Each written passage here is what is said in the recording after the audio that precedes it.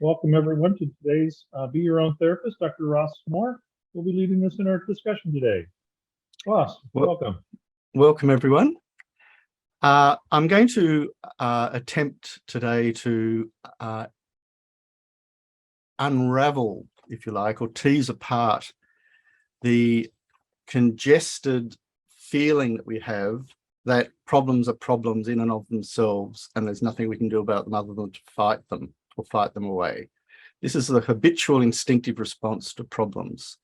And we develop anger, resentment, depression, we grasp at things we don't have and wish to replace the things and so forth. So we're in pretty much a state of turmoil a lot of the time. And of course, we have crises where the whole thing goes out of control in a very, very severe way. But I think from a Buddhist perspective, we can suggest, perhaps provocatively, that we're in a state of kind of chronic mild crisis continuously because we're misconstruing and misconstructing the nature of reality.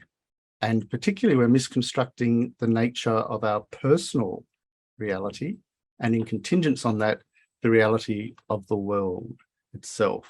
And so those two things are incredibly knit together. And of course, this is exemplified when we know we go on a holiday and we've built up enormously for the holiday, and we've saved up money, we've arranged our fares and so forth. A massive amount of preparation's gone in, and we finally get there. And within an hour of our arrival at the perfect beach house on the tropical island, we have a raging fight with our partner or our friend. And at that moment, the beauty of the world and the beauty of that place and the potential of the holiday just crumbles into a mess, an absolute mess. And even sunlight seems to be unbearable in that moment of emotional despair. And so this is really, really interesting, because Buddhism is going to argue that if we can begin to transform our mind from within ourselves, the world that appears will appear differently, so that we begin to gain a whole new apparatus or modus operandi, if you like, of maneuvering and negotiating skillfully through circumstances in a way that is much more aligned with the reality of the way in which things are and the way in which they exist. So the point of that holiday story was that if that tropical island holiday was innately a blissful experience, then it would remain a blissful experience independently of our emotional feelings and responses, starting with our fight with our partner. None of that could blemish our experience of the tranquility and the beauty of that place, because the tranquility and beauty of that place would exist as the actual innate nature of the place itself. And likewise, we can look at our own subjective condition. So I'm going to quote a very, I think it's a comical quote actually, that from the Panchen Lama. The Panchen Lama's actually a very, very witty writer, and he deals with the most incredibly subtle points of Buddhist philosophy to do with the nature of reality in this case, but he does so with a little flick of the tail that can only make us laugh. So I'll quote: "The transitory nature of our present human form contradicts any contention that such being has existed from time immemorial. For example, do you seriously think that the progression from infancy to old age leads to an independently existing elderly body that exists from the very beginning, just the way it exists or appears to exist now? Even discounting your ignorance," Panchen Lama continues, "this remains a notion that one can laugh at. How is it possible that from the moment a mother has given birth until a person has reached old age, there has been no change at any point, and that both the infant and the elder have always existed inherently in this way.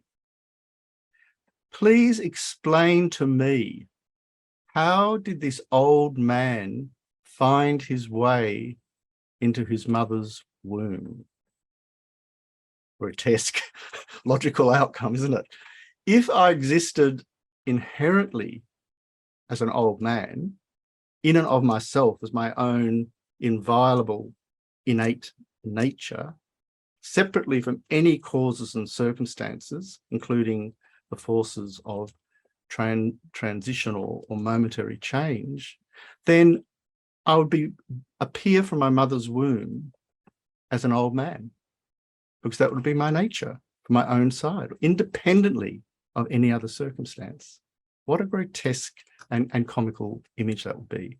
So in other words, we merely, from the Buddhist perspective, label or conceptually impute old man onto a body that is no longer a young one, and we impute a young body on a body that is not yet an old one. Both of these perceptions of oldness and youngness are appearances to the mind. We're not saying that there isn't something there that's changing, but we're saying very clearly that if I existed as my own innate nature as either young or old, I couldn't change whatsoever, because I'd be impervious, impermeable to any changing circumstance, any dependent influence or interrelation, if you like. So I think this is a deep point in Buddhism, and it's often a cause of great confusion and great speculation, but it can be teased out in ways that begin to make sense. And it's a matter of repeatedly returning to these topics and attempting over and over again to gain some understanding. So for me, the following image from the Panchen Lama was very, very powerful and very helpful. The Panchen Lama says they, meaning sentient beings who don't understand the way in which reality exists, generate the notion, this mountain, in relation to there being that mountain. And when they go to that mountain, previously thought to be that mountain because of its dependence on the previous this mountain, the identities of the two mountains get reversed. And that mountain becomes this mountain, while the previous this mountain becomes that mountain. In this way, and this is the crunch, so that wasn't just a play, it was playful, but there's a deep crunch in understanding that point. The Panchen Lama says, in this way, we are able to understand that the identities we construct are based upon the appearances of things that are empty in themselves. An appearance that seems to have a true existence does not really exist in that way. Its being only seems to exist that way, and this is the crunch, based upon the contingent appearances that were produced. Now, this is incredibly powerful as a tool for therapy. And I'm using the word therapy here in a very, very inclusive way, because our problem and our problems are that all founded upon the point that we construct identities based on the unquestioned and the unchallenged acceptance that things exist in and of themselves in the way that they appear. And so Buddhism is going to ask us to begin to work out whether this appearance of things to exist in the way that they appear can actually withstand investigation, withstand analysis. Now, this example of this mountain and that mountain is really, really, really fascinating, because it's one that we can apply in our daily life. Because when we go out into the garden, there's a garden, in general terms, there is a garden there, sitting there. We experience this garden dependent on our body being present in that space. But that is not a problem because, relatively speaking, we're in the garden. But we grasp at this garden as this garden by virtue of its own identity as this garden. And on the basis of that, see all other non-this gardens as non-this gardens, as other gardens. And so you might think, well, so what? It's not a problem. But it does become a problem when we begin to look at the way in which the afflictive emotions, and this is where the therapeutic structure, if you like, is drawn back in, feeds upon and relies upon the enormous distortion that is occurring in the misreading of those situations. And that's evident. So I've got a friend who is Sri Lankan, and his family has a plot of rice fields. And there is a farmer on the far side, almost out of view, who is incrementally encroaching on the rice paddy. And what they do is they go out at night and move the stakes just a few centimetres and rush back into the house again, hoping no one has seen them. And this has been discovered, by the way, through the use of drones. So, you know, a little mini warfare situations arose. So the point is that over time, there is a real encroachment occurring, 1 metre, 2 metres, 3 metres, but it might take 30 years. But so what? There's an encroachment. That's in itself happening. But the people who, in this case, the friends who own the land, take an incredibly powerful emotional umbrage to that situation and feel the need to defend their land in a way, and I'm sort of exaggerating here, hypothetically, whatever it takes, they'll get their land back. So you can see here that there's a kind of network of forces now established which enable all sorts of powerful emotional problems and afflictions to arise, because my land seems to be mine in and of itself by virtue of its own reality and its own nature. Now, if my land existed in that way, why do we need titles and deeds to establish land ownership? It'd be obvious, wouldn't it, to anyone who saw that, oh, that's Ross's land, because it would appear as Ross's land from the side of Ross's land, in the same way that the old man would appear from his mother's womb already, always, as the old man, because that's his nature independently of any other circumstance. So in other words, we predicate our emotional afflictions on an innate self-grasping, which is dependent upon exaggerating what is actually there. This is the crunch from a therapeutic perspective.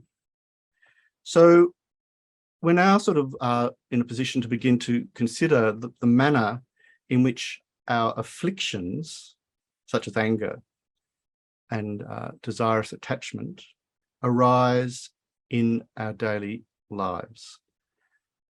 And I think this example of mine is very, very powerful and very useful, so I'll touch upon it again. But His Holiness the Dalai Lama makes the essential point at the very beginning of his account of the manner of the arising of the afflictive emotions, that they appear seemingly, he says, to arise quickly, but in actual fact, they develop in a sequential process. So our afflictions seem to be ready born. I'm angry. In and of, here I am, angry. But if we begin to closely observe that situation and investigate it, and we're doing this from a meditative standpoint here, from a contemplative standpoint, we'll have an opportunity to see that in fact there's an entire course of unfolding events occurring. And it's that process that's been collapsed into a misread or misunderstood totality. Here it is, this object of anger already there, this angry person already there. So His Holiness says afflictions appear to arise quickly, coming seemingly out of nowhere, but they develop through a sequential process. And this sequential process is pinned, fundamentally pinned upon our ignorance, which superimposes an intrinsically findable identity, in this case, because we're dealing with emotional afflictions, of this I, this mountain, this I, which we then grasp as existing in that way. And it's already very interesting from a Buddhist analytical perspective, because this I is I to me. But this I is you to you, in the same way that this mountain and that mountain exist only in interdependent, reciprocal, if you like, relationship. So it's all very interesting, because I've spent 3 weeks talking about friend, enemy, and stranger. And this is another way of navigating that, because in dependence on imputing friend, I have the capacity to impute enemy and stranger, and likewise for each of those 3. They don't exist in and of themselves, already made, self-presenting, any more than does that old man popping out of his mother's womb.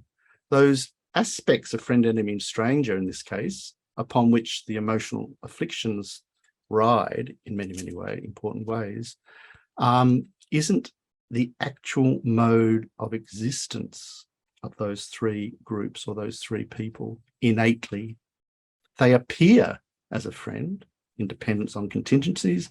They appear as an enemy, independent on contingencies. They appear as a stranger, independent on contingencies. But the afflicted mind, which is fundamentally grounded upon innate self-grasping ignorance, which is misconstruing the way in which things exist, doesn't perceive them in that way. And this is the issue. It sees them as having their problematic or their natures in this, or it mightn't be problematic in the case of a friend, because we want them to be friends, existing from their side, independently of our conceptual fabrications, our elaborations of thought. And this can be proven, of course, very simply by observing those situations which inevitably occur where our friend ceases to be our friend. If they were our friend innately, they could never appear as other than our friend. The moment we saw them in the street for the first time, they would appear as our friend, all the way through. Friend, friend, friend, friend, friend, friend. Even if we had, well, we couldn't ever discard them as our friend, because they would always be our friend, and vice versa for the other groups. And so if things weren't contingently related, everything would freeze into a kind of petrified, I can use the word stasis. There's a sort of inability to move, a petrification where everything would exist in a kind of immaculate, isolate nature, unrelated to anything else. We could have no experience in this case, no growth, no transformation, no therapy, because our lot would be pre-given. So sentient beings, says His Holiness Dalai Lama very eloquently in this following quote, fabricate their reality. They objectify, make objective, which is this making solid the entity as it appears to be in and of itselfness, which is an objectification. They objectify every phenomena as itself being the origin of the meaning they have imputed. This is fascinating. We don't grasp at inherently existent enemy until we've merely imputed someone as our enemy. Our appearance of the enemy is dependent on our imputation that they are, in fact, an enemy. So sentient beings project their conceptualizing upon the world and then say that those things are established truly that very way in themselves. But all those things are their own fabrications. Just as one perceives a coil of rope as a snake, or as one mistakes a pile of far-off stones for a man, or takes water for water what is only a mirage, one fixates upon those fabrications as truly existing just in the way they are immediately perceived. So this is really, really critical. So if you want to go into a little bit more detail about the growth, or the, I'm going to use the word etiology, because we use that in science and in medicine. The etiology of a disease describes the mechanical process, if you like, the machinery of the evolution of an illness, such as cancer. So here we're dealing with the evolution of an emotional affliction, such as anger. So this grasping at inherently existent other person, here in this case because we're angry at an object, takes the form of an identification that exceeds the actual nature of the object that's there.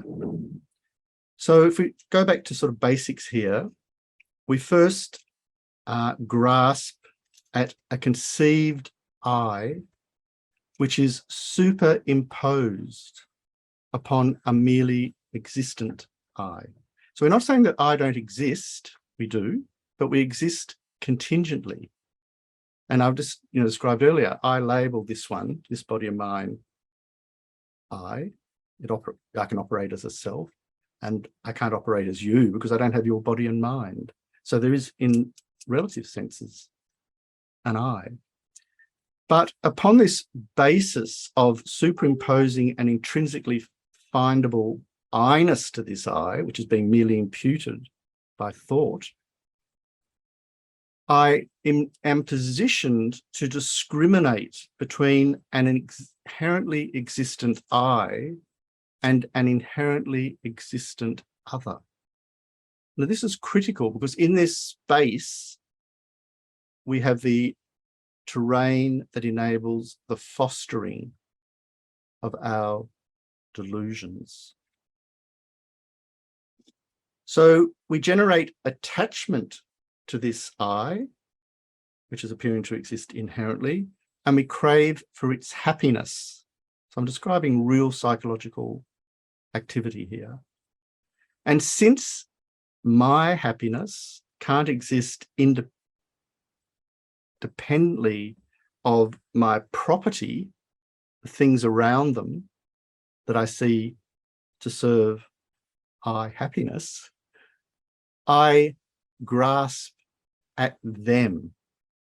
This is really, really interesting, isn't it? I grasp at them as mine. And so we're back to the rice paddy. So this would include our possessions, such as our body.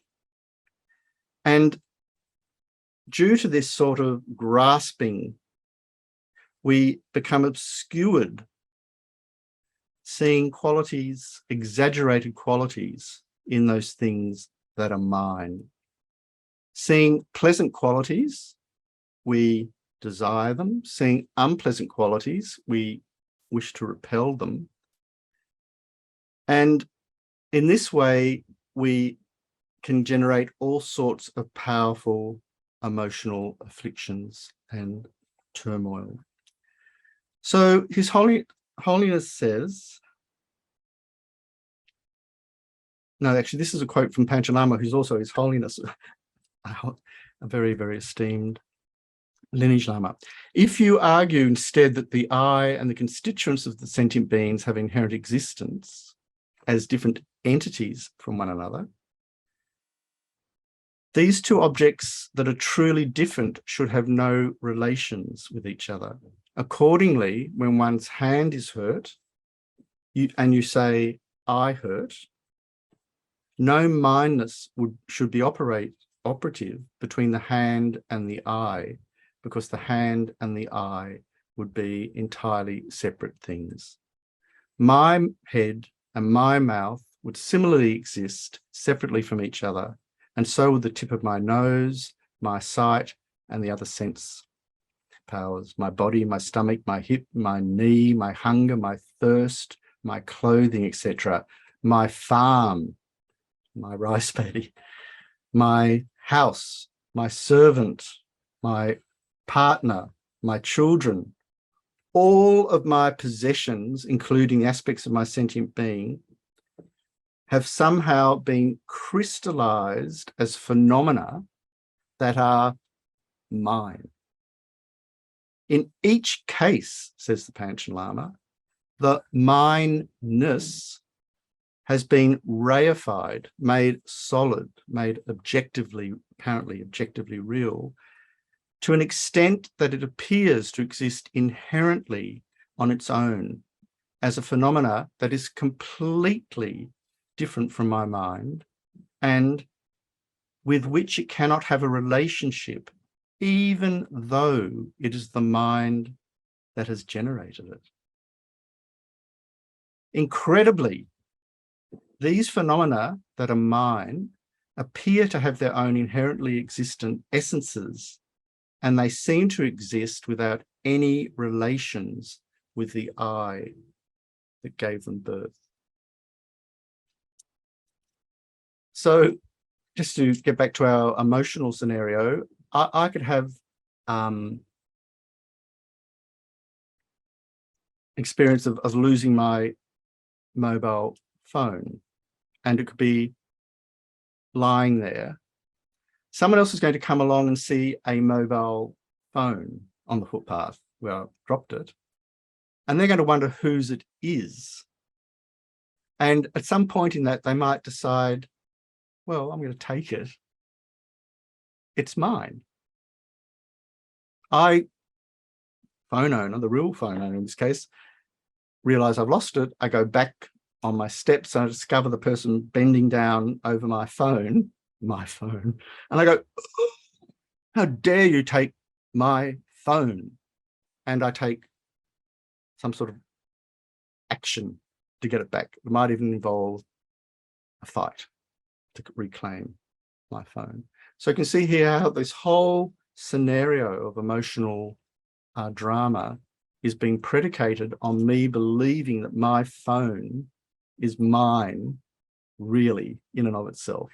In reality, it's just a phone, but I happen to have possession. I do have possession of it in conventional terms, but not because there's an inherently mineness in the phone. It's only because we've all agreed that Ross can have that one as his, because I've got mine, I don't want you to take mine instead. And so we all enter a kind of social contract to accept conventionally that mine exists. So seeing unpleasant qualities, we're back to this I, and then we have this other, then we seek the happiness of this I, and then we seek the other as a source of possessions of this I as mine in order to gratify my needs. And seeing pleasant things, we cling to them, and seeing unpleasant things, we seek to be separate from them. And through the afflictions thus produced, anger, craving, jealousy, pride, etc., we engage in conceptually motivated actions. And through this, according to the Buddhist cosmology, if you like, or the grand picture of how our problems arise, we produce the causes for the perpetuation of the wheel of suffering psychic existence. And so Buddhism is going to argue that to really begin to tackle at its source, the source of our emotional afflictions, we need to begin to overcome this innate self-grasping ignorance by generating its precise opposite, its antidote, which is its precise opposite, which is the wisdom realizing that things don't exist at all in the way in which they're appearing, i.e. as truly or inherently existent. So if we unlock this a little bit more, His Holiness the Dalai Lama says, to have the notion of I, one or more of our mental and physical aggregates must appear. Based on this appearance, a valid sense of I exists. This I exists merely designated in dependence on the aggregates, this body and mind. Observing this mere I, ignorance erroneously grasps it to exist inherently. That grasping is the view of a personal identity grasping I. This is the problem. So, based on this grasping at the I, we create, as I described earlier, the notion of mine, and innate self-grasping ignorance grasps this mine to exist in and of itself. So my thoughts, my feelings, my body, my objects, my friends, etc., etc., etc. So this is a really, really subtle point. The object of this mine grasping is not the object of observation, is not the object itself, but it's an actual psychological mineness that is the object. So when I grasp at my phone as mine, the problem isn't the phone, it's that I'm grasping at a mineness, which is a dimension of my I-ness, which I'm clinging to as my inviolable possession and right. And that's why I can't bear mine to be taken away, because it's damaging or jeopardizing my sense of stability or well-being as a person, as an I. So His Holiness says the observed object of an innate awareness thinking mind is that very mind. This is fascinating. It's not the physical object, it's the mindness that's generated independence on that physical object. We're not saying that a physical object in this case isn't involved, but it's not itself the problem. So Lama Tsongkhapa says, the observed object of an innate awareness thinking mind is that very mind. It should not be held that your eyes and so forth are the observed object. So let's return to the description of the arising of the afflictions. Once the I is grasped as inherently existent, anger, attachment, and other destructive emotions quickly follow, because you want to give this I pleasure and protect it from pain. These mental factors, and these are the words of His Holiness the Dalai Lama here, arise very quickly, one right after the other. If our mindfulness is very sharp, we can observe this process and thwart it. Otherwise, these afflictions control us. So we're going to get back to this point a little bit later. So not every example of a presence of I and mine is an example of grasping at I and mine. This is a really, really important point. Grasping at an inherently existent I and mine are erroneous minds. They're mistaken minds, but they're not present every time we use the conventions I and mine. And His Holiness gives the following examples. When we casually and calmly say, I am walking, or this is my book, grasping at I and mine is not present. This way of apprehending I and mine differs greatly from the self-grasping that is present when we arrogantly think, I am famous, or greedily say, this is mine. So Buddhism is saying there's anything wrong inherently or innately with the idea of having a possession and calling it mine, but it is a problem when we exaggerate that situation and cling to it as really, really mine in and of itself. And this is the way in which we produce the emotional afflictions around those things. So based on ignorance, distorted superimpose attractiveness or ugliness on objects that we truly believe to truly exist. And other types of distorted conceptions also kick in here, such as believing that impermanent things are existing in a permanent way, and impure things are existing in pure ways, and pleasurable things are innately pleasurable when in fact they're existing as unsatisfactory by nature. So when we apprehend an object that appears attractive, we become attached to it. When we apprehend an object that appears disagreeable, we generate aversion. And when we apprehend a neutral object, we remain indifferent. These and other disturbing emotions depend on ignorance and do not operate separately from it. So the conclusion we're to draw from this is that our subjective conceptualizations are the main factors that give rise to our emotional afflictions.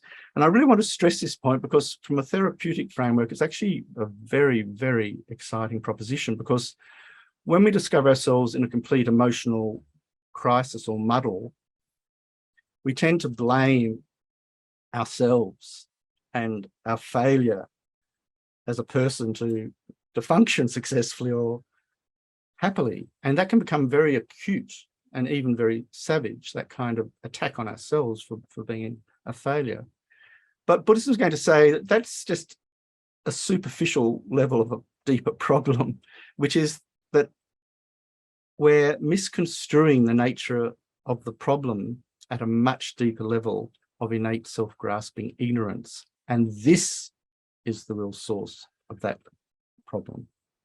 So in other words, it lets us off the hook, having to locate all of our problems within the realm of our contingent affairs, and saying that the real problem is deeper and needs to be accessed and transformed at that deeper level if we're to have any hope of radically transforming ourselves and dealing with our emotional problems. And so the real therapy is going to come through developing an insight into the nature of reality. And so this is the great scope of what we might call Buddhist psychotherapy, because we're going to employ a whole range of investigations, meditations, and reasons to begin to work at this deeper level and to give us some freedom to operate. And so I think this is very, very, very powerful idea to consider. So if disturbing emotions depend on ignorance and can't operate separately from it, then it follows logically that our disturbing emotions will collapse in their spot if we undercut the ignorance that is enabling them to get up and running. So this is the real therapeutic task. So let's just take the example of desirous attachment. We first behold an object, then we remember that object because we can be recalling it, and then we feel it to be attractive. So there's sort of an initial superficial aspect of attractiveness there.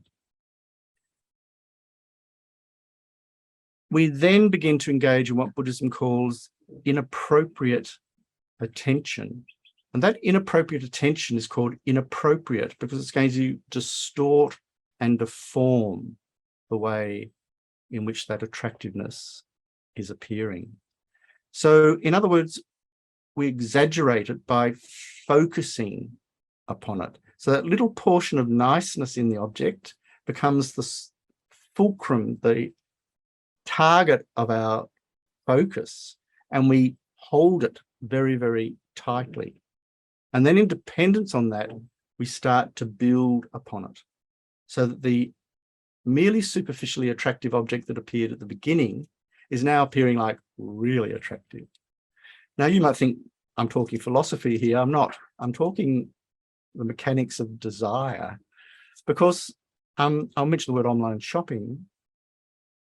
Who's had the experience of shopping for an item of clothing, for example, and it's on amazing sale? This is an incredibly good opportunity to get a new bomber jacket. I went through this experience recently. I was really keen, and there it was at half price at our local David Jones. And it had a click option purchase now and stuff, and I was right into it. My desire was really built up. And I clicked and I had to select my size, jacket size, and lo and behold, my jacket size wasn't there. In that moment, I'll admit, I collapsed.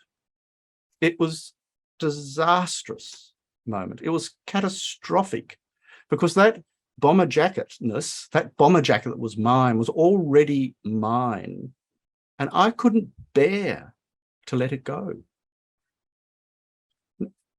So from a Buddhist perspective, there was nothing inherently mine in that bomber jacket.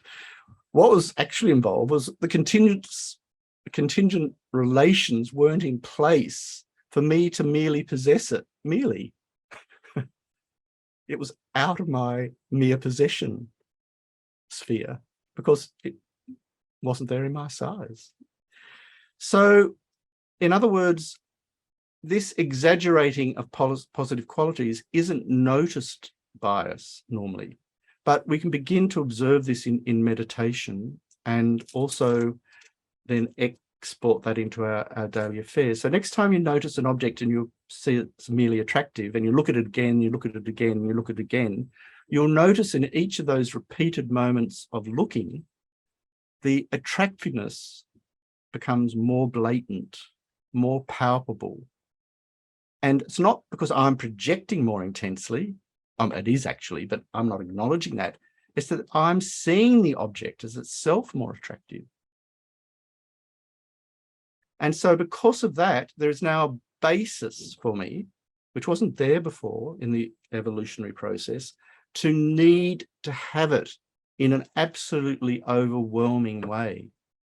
I'll now hurt another person to get it, if necessary. I'll do anything to get it. So, you know, we kick in and become quite even manic in our need to possess it. So in other words, we inflate, word inflation is fantastic here, our idea of the object that we hold to be desirable, and then we actually develop desire for it. So Buddhism is going to say that the desire wasn't present in the initial moment of seeing that superficially attractive object. Real desire that needs to possess it only arises after this psychological fabricatory process of inappropriate attention, which has exaggerated the portion of niceness until it's saturating the object completely. It's now so nice all over that I have to have it, have to have it. There's no question anymore. And so, of course, in reality, this is one of the sources of pain because we get our desire object. I get my bomber jacket, and not in this case, but I go to the shop, another shop, and find one. And I get it home and I put it on and I zip, and then discover the zipper's torn off. In my hand, I'm holding the zipper clasp. In that moment, I'm in crisis because my desire object, which was totally desirable, has suddenly revealed itself to be no longer a suitable basis for my inappropriate attention to see it as totally perfect bomber jacket. It's failed as an object. And so I get angry with the shop, I get angry with the manufacturer, I get angry with myself for caring so much about a silly bomber jacket, etc., etc., etc. So also we relate this to people as well. So we actually develop desire only after this evolution has occurred. And the proof of that is that we need or seek to be joined to the object like an object glued. So sometimes the lamas give the example of, a fly on a sticky piece of paper, honey paper or oil. They get stuck and they can't separate from it. So this is an example of the full-fledged manifestation of desirous attachment. So only when all these stages are complete can we say that we've generated desirous attachment. So His Holiness elaborates this process very beautifully in this book, which I recommend, of course, very warmly, Searching for the Self. And it's volume 7, I think. Yes, volume 7 in this incredibly fine series of books by Wisdom Publications, which have been co-authored, His Holiness the Dalai Lama and Thupten Chodron, Venerable Thupten Chodron, who I'm sure you know very well. And he describes this process vividly there.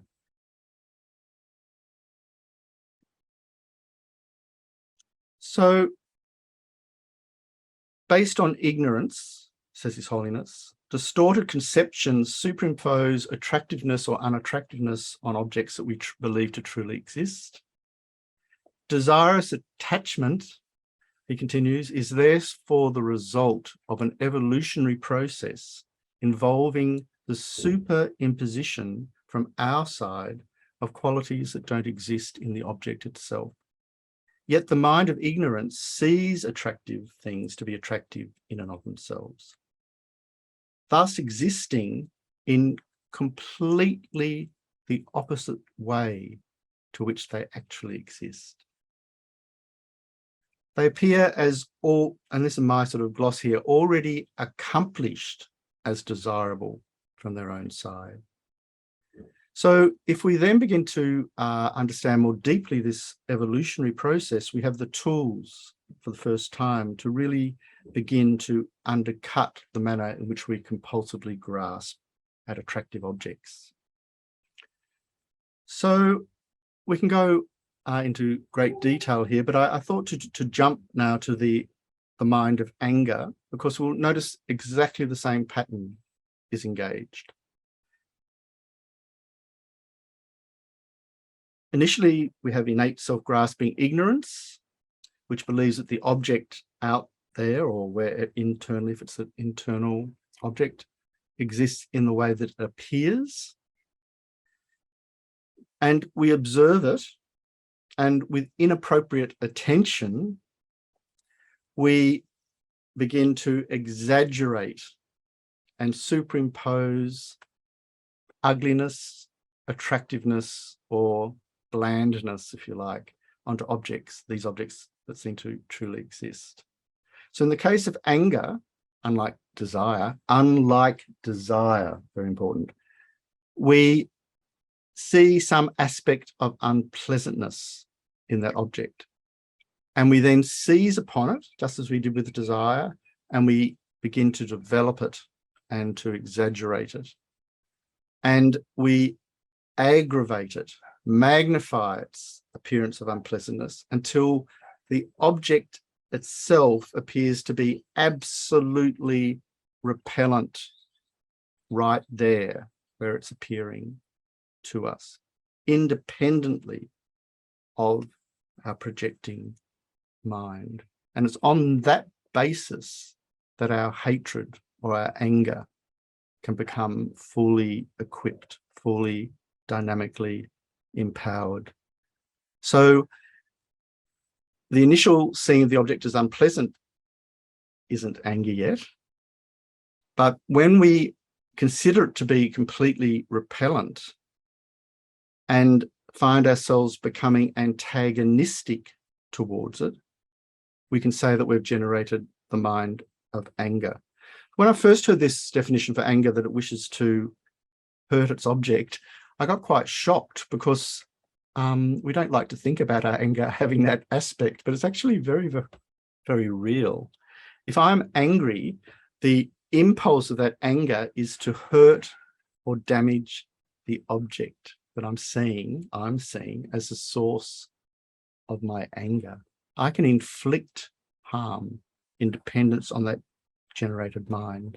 And of course, this is why it is so injurious. And it's why Buddhism constantly tackles the solutions for anger. So we wish to develop the wish to harm.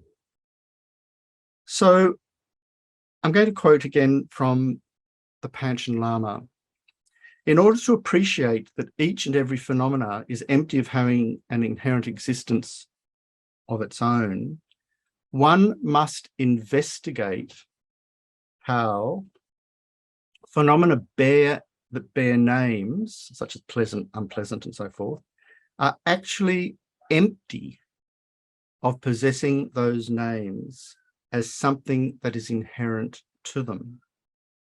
One must investigate how phenomena develop, I stress that word, develop their sense of having meanings projected on them, and how these meanings are constructed by mental conventions, terminological designations such as names, and theoretical elaborations.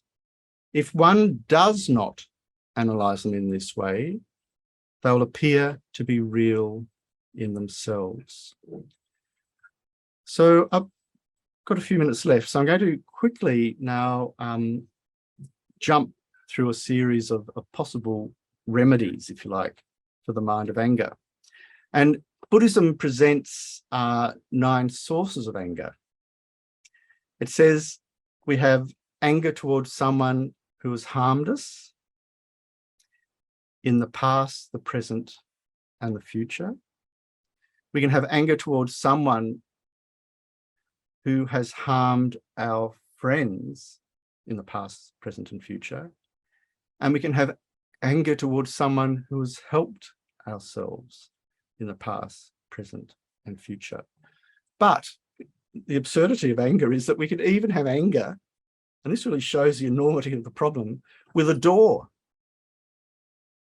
or a cat, or a child that won't stop crying. So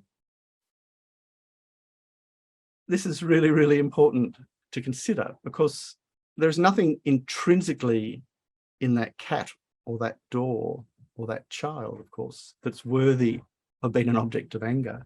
But when I am angry, I blame the door, I blame the child, I blame the cat.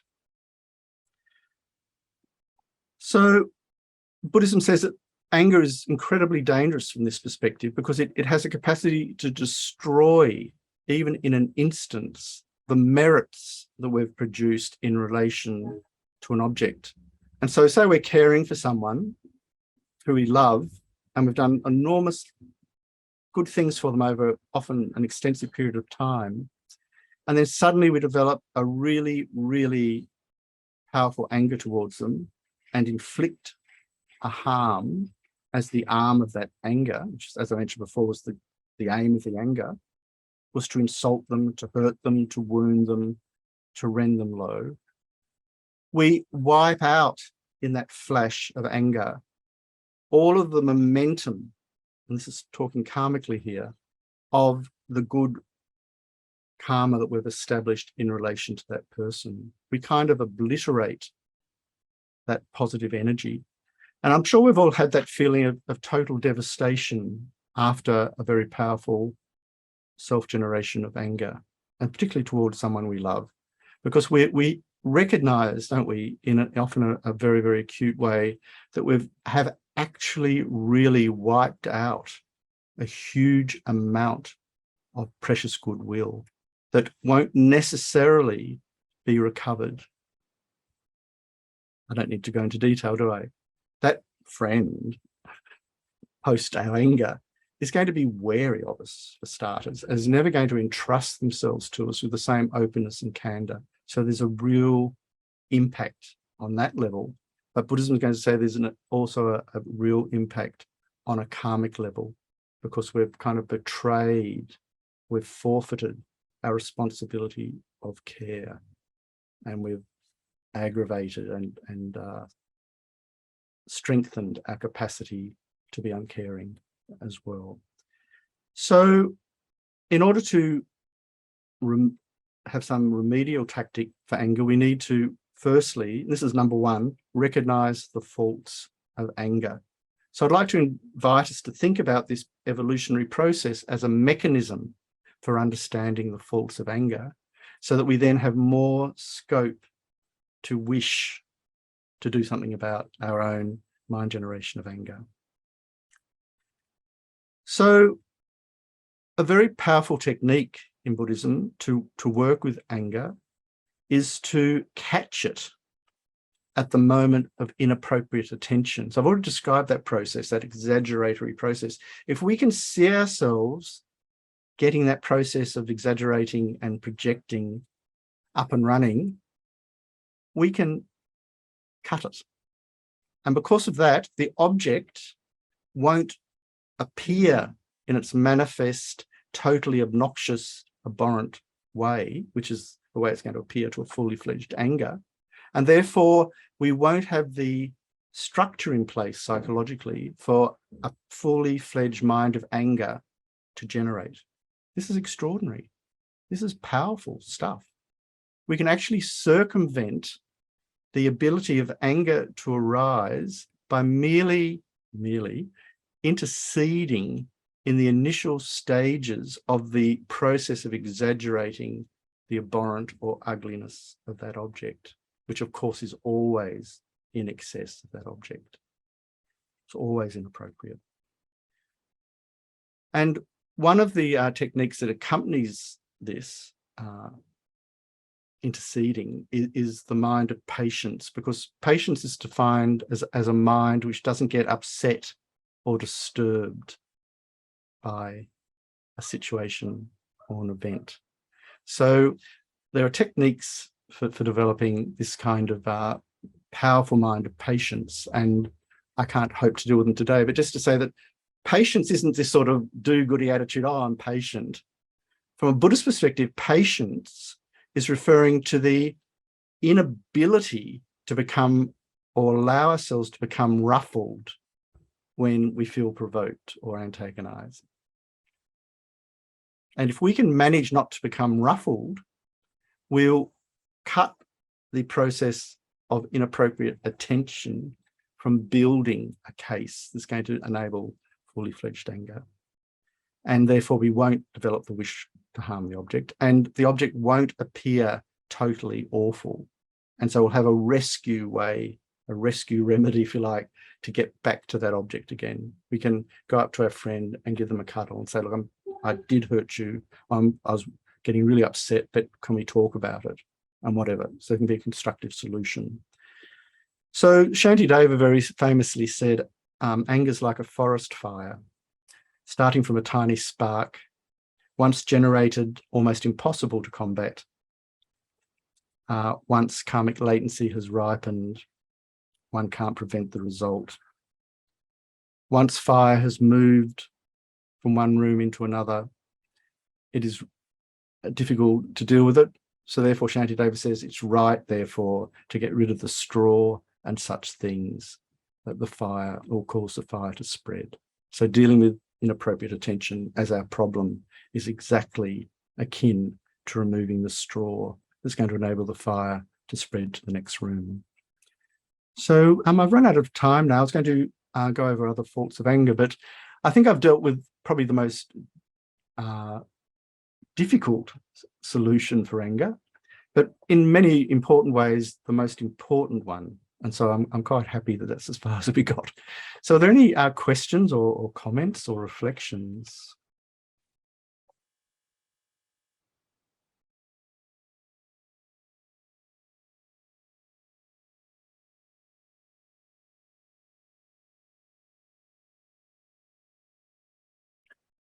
So I might just enumerate my list of possible remedies for reasons of auspiciousness, if you like. Another technique is to meditate on the faults of anger and its aspects. And this involves generating understanding painful and fearful recognition that is involved in the mind of anger. And it's almost as though we need to wear protective gloves when we start to deal with the mind of anger, because it's that potent, that toxic. So to meditate on it, we need to be very calm and very gentle and work with it in a realistic fashion.